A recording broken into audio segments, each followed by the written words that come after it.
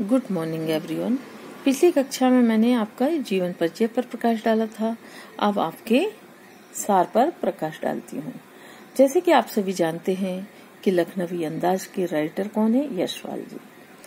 अब लेखक यशपाल जी यात्रा करते हैं, तो वो यात्रा मतलब रेल के सेकंड क्लास में यात्रा करते हैं, उसका वर्णन उन्होंने इसमें किया है। अब सार आप ध्यान से सुनिएगा, क्योंकि लेसन आपको रीड करना है। सार से ही आपको बहुत कुछ समझ में आ जाएगा। अब जो है सेकंड क्लास में जाने के लिए अधिक दाम लगते हैं। लेखक को दूर तो जाना नहीं था, परंतु एकांत में कोई नई कहानी सोचना था। उनका उद्देश्य यही था। उन्होंने सेकंड क्लास का टिकट खरीद लिया। गाड़ी लगभग छूट रही थी। लेखक लगभग दौड़ते हुए सेकंड क्लास के डिब्बे में चढ़ गए, परंतु डिब्बा खाली नहीं था। सामने की बर्थ पर एक सफेद पोस्ट नवाब साहब पालथी मारकर बैठे हुए थे।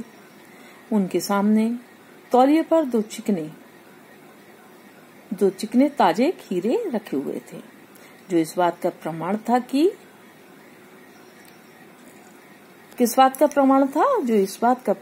कि तौलिए पर दो चिकने जो ताजे खीरे रखे हुए हैं वो खाना चाहते हैं। ठीक है, वह उन्होंने स्टेशन से खरीदे हैं और उनको वो खाना चाहते हैं। ठीक है, उसके बाद क्या होता है? उसके बाद होता है कि लेखक का अचानक आना नवाब साहब को ऐसा लगा, उनकी प्रतिक्रिया देखकर, उनके हाव भाव देखकर ऐसा लगा जैसे उनको अच्छा नहीं लगा है। उनके चेहरे पर असंतोष के भाव स्पष्ट नजर आ रहे थे। जब नवाब साहब ने लेखक के प्रति कोई रुचि नहीं दिखाई, तो लेखक भी आत्मसम्मान से अपनी आंखें चुरा लिए, उनकी तरफ नहीं देखे, उनको अवॉइड करने लगे। ओके, उसके बाद क्या होता है?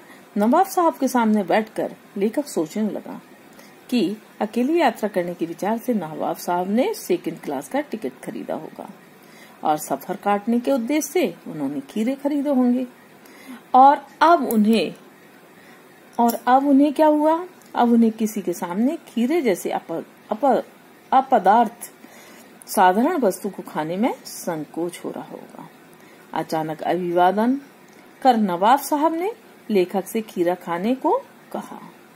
लेखक को उनका एकाएक भाव परिवर्तन अच्छा नहीं लगा, अतः उन्होंने धन्यवाद कर कहा कि आप ही खाएं, मुझे नहीं खाना है।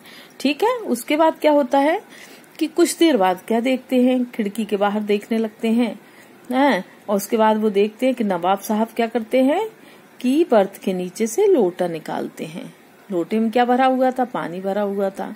वो खीरों को धोते हैं, पोंछते हैं, है ना, धोते हैं, पोंछते हैं, और उसके बाद चाकू निकालते हैं, चाकू से उसके सिरे को काटते हैं, और उसके बाद उसको गोद कर झाग निकालते हैं, है ना, उसको गोदते हैं और झाग निकालते हैं, जिससे कड़वापन निकल जाए। फिर उनको क्या करते हैं? काटते हैं खीरे को। अच्छे से झाग निकालने के बाद चाकू से अच्छे से काटते हैं और करीने से उसको सजा देते हैं। किसके ऊपर? तौलिए के ऊपर। इसके बाद उन पर जीरा मिला नमक और लाल मिर्च पुरख देते हैं।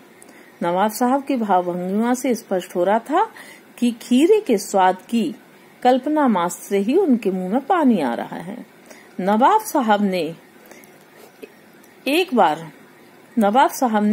बार फिर से लेखक से पूछा कि आप खीरा खाएंगे? उन्होंने पूछा। तब उन्होंने फिर से एक बार मना कर दिया। उन्होंने आत्मसम्मान का निर्वाह करते हुए कहा, शुक्रिया। ठीक, मेरा पेट जरा कमजोर है।